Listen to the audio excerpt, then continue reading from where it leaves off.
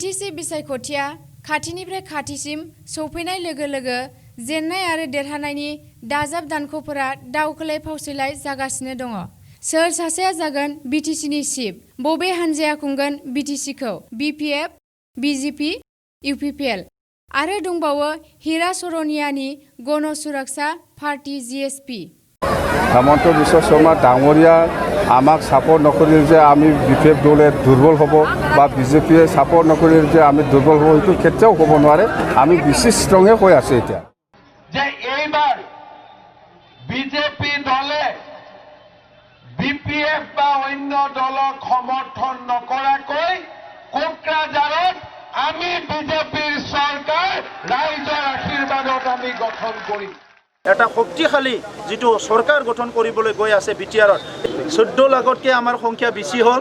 मख'नो गोनांदि बर'नि सासे गोहोम गोनां दैदेनगिरि बिश्वजित दैमारिया बिजेपिआव हाबफैनाय लोगो लोगो बिथां बिश्वजित दैमारिखौबो बिटिसिनि चिफ जागोन होननाया रायजोफोरनि गेजेराव साननो गोनां खालामनानै होदों।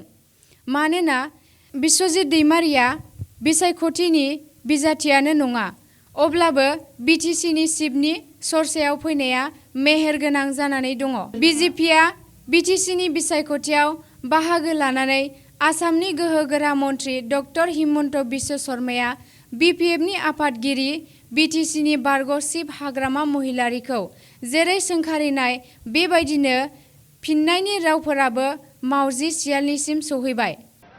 পিঠাখন নৰেন্দ্ৰ মোদীয়ে পঠাইছে আৰু ভিচিডিচিয়ে মেকুৰীৰ দৰে পিঠাখন কাটি আছে। মই মেকুৰী নহয়, মই যদি মেকুৰী আপুনি কি হয়? আপোনাৰতো একটা নাম থাকিব, সেইকাৰণে মই বান্দৰ বুলি কৈছোঁ। मख'नो गोनांदि बिटिसि बिसायख'थियाव बिपिएफ बिजेपिनि दावहाया गोख्रोङै आवगायबाय थादोंब्लाबो नाथाय आसामखौ बिजेपि बिपिएफ सरकार हिसाबैनो सालायगासिनो दं।